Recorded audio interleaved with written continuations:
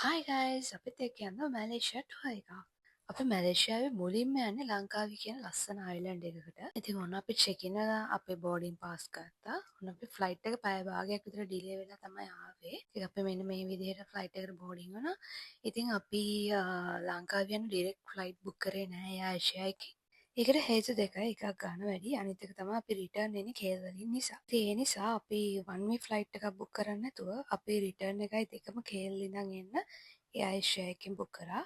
ඒ කියන්නේ යන්න එන්නයි දෙකම රවුන්ඩ් අප් ට්‍රිප් එකක් තමයි අපි දැම්මේ. ඉතින් එතකොට අපිට ෆ්ලයිට් එකට එක්කෙනෙක්ට ගියා යන්න 37යි එන්න 20කුයි. ඉතින් කේල් යන්න එන්න අපිට ගියා 57ක්. ඉතින් ඔන්න අපි දැන් ලංකාවෙන් යනවා.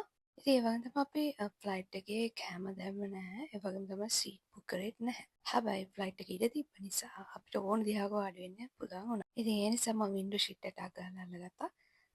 ඉතින් ඔය තමයි අපි කෑම ගත්තේ ෆ්ලයිට් එකේ. අපි රින්ගිට් පොඩ්ඩක් මාරු කරන් ගියා ලංකාවේ එයාපෝට් එකේ. ඒ නිසා අපිට කෑම බයි කරන්න පුළුවන් වුණා ෆ්ලයිට් එකේ ඉතුරු වෙලා තියෙනවා. ඉතින් ඔන්න අපි පාන්දර 5යි ගානට වගේ කේල් වලට ආවා. දැන් අපි ලංකාවේ යන බුක් කරපු ෆ්ලයිට් එක මැලේසියන් එයාලයින් එකකින් තමයි අපි බුක් කරේ. හැබැයි ඒක අපි හිතුවේවත් නැති විදියට ගොඩාක් ලේට් වුණා.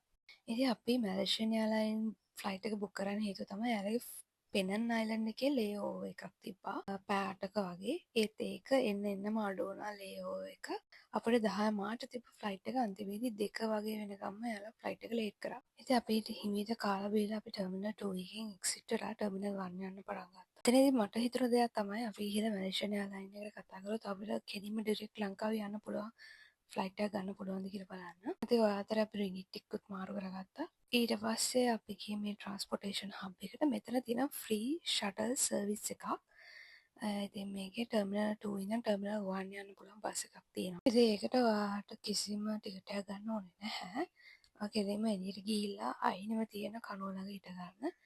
ඒකේ ගහලා තියෙනවා ටර්මිනල් බස් සර්විස් කියලා. වගේම තමයි මෙතන ඉඳන් සිංගප්පූරු යන්න පවා බස් තියෙනවා. හැබැයි ඒවට නම් ඔයා ටිකට් එකක් ගන්න පුළුවන්. ඔයා එයාපෝට් එකේ ඉඳන් ආවට පස්සේ ඔයාට ඕනම දිහාවකට යන්න බස් තියෙනවා. ඉතින් අපේ ෂටල් එක ආවා. අපි මේ විදිහට තමයි ෂටල් සර්විස් එක යන්න පටන් ගත්තේ. ඉතින් අපි හිතුවට වඩා දුරක් ආවා මේ ටර්මිනල් 2 ඉඳන් ටර්මිනල් 1 වෙනකන්. ඉතින් ඇත්තටම අපි මැලේසියන් එයාලයින් ෆ්ලයිට් එක බුක් කරේ ඒක එක්කෙනෙක්ට රුපියල් 6000ක් වගේ තමයි වුණේ. එතකොට ඒෂියා එකේ ගාණ වැඩියෙන් පෙනුවා එක්කෙනෙක්ට 18ක් යන විතරක්. දැන් මේ වෙනකොට මම හිතන වෙලාව 10ට වගේ ඇති. අපි ඔන්න දැන් ටර්මිනල් 1 එකට ආවා. ඇවිල්ලා අපි මෙන්න මේ බන් ෂොප් එකෙන් බන්ස් ගත්තා. එතන ඒකේ තමයි ප්‍රයිස් රීසනබල්. ටර්මිනල් 1 එකේ ෆුඩ් කෝට් එකේ පොඩ්ඩක් කැම ගන්නවා ටර්මිනල් 2 එකට වඩා. ඉතින් ටර්මිනල් 2 එකේ තිබ්බ ප්‍රශ්න පාන්දර 5 වෙදි ගොඩක් අඩ ඇරලා තිබ්බේ නැහැ. ඉතින් මේ තියෙන ටර්මිනල් 1 එකේ ඩොමස්ටික් ඩිපැච් එක. ඉතින් ගොඩක් වෙලාවට මේකේ ඔයා චෙක් ඉන් වෙන්න ඕන සෙල්ෆ් චෙක් ඉන්. කියන මේ මැෂින් එකෙන් තමයි ඔයාගේ ටිකට් එක, බෑගේජ් වලට ටැග්ස් ඔක්කොම ගන්න ඕනේ. අපි ඊට පස්සේ මැලේසියන් එයාලයින් කවුන්ටර් එකට ගිහිල්ලා කිව්වා අපිට මේ අපේ ලේවර් එක දැන් පෙරන්න වල අපිට ඇවිදින්න ඕන නිසා අපිට දැන් ඒකට ඔයාලගේ ෆ්ලයිට් එක අපිට දීලා තියෙන එකත් එක වෙලාම අද නිසා අපිට ඩිරෙක්ට් ලංකාවේ යන ෆ්ලයිට් එකක් දෙන්න කියලා. ඊට පස්සේ එයා අපිට කිව්වා අපි කලින්ම ආවනම් අපිට දෙන්න තිබ්බා. හැබැයි දැන් තියෙන 12ට විතර යන ෆ්ලයිට් එකක් කවන්න නැද්ද කියලා. ඉතින් අපි හා කිව්වා. මොකද අපිට දැන් සෑහෙන මහන්සි මේ පාන්දර 5 ඉඳන් අපි හිටියානේ. ඉතින් අපි 11ට විතර අපි චෙක් ඉන් වෙලා ලගේජ් උත් අරගෙන අපි අපේ ගේට් එක කොහොමත් ඕපන් නිසා අපි එතනට ගියා. ඉතින් ගේට් එකට ගියාට පස්සේ අපි තුන් දෙනා විතරයි වගේ තමයි හිටියේ, ගොඩක් අය හිටියේ නෑ. ඉතින් අපිට ඊට දීප තැනක් බලලා අපි නිදාගත්ත ලගේජ් ටික තියලා අපිට හොඳට නිින්ද ගියා. හැබැයි ඇහැරලා බලනකොට ගේට් එක සම්පූර්ණයෙන්ම මිනිස්සුන්ගෙන් පිරීලා.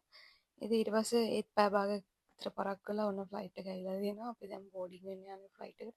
මේ ෆ්ලයිට් එකට සෑහෙන සෙනගක් හිටියා. හැබැයි මම නෝට් කරපු දෙයක් තමයි ගොඩක් හිටියේ මැලේසියන්ස්ලා. චයිනීස්ලා. එයාලා මම හිතන්නේ ගොඩාක් ට්‍රැවල් කරන මැලේසියන් එයාලයින් එකේ. එයාලගේ අර මෙම්බර්ෂිප් එහෙම තියෙනකොට ඉක්මනට බෝඩින් වෙන්න එහෙම chance එක දෙනවා. ඔන්න ඉතින් අපි දැන් ආයි කේල් වලින් යනවා ලංකාවේ වලට ෆ්ලයිට් එකේ. අපි හිතුවට මේක පැයක් විතර යයි කියලා. මේක පැයක් ගියේ නෑ. මම හිතුවේ විනාඩි 20ක් 30ක් වගේ තමයි ගියේ. ඒ අතරේ අපිට පොඩි ස්නැක් එකක් හම්බ වුණා. ඉතින් විනාඩි 25කට විතර පස්සේ අපි ලංකාව වලට ඇවිල්ලා තියෙනවා. ඉතින් ලංකාවේ කියන්නේ යාළගේ පොඩි එයාපෝට් එකක්.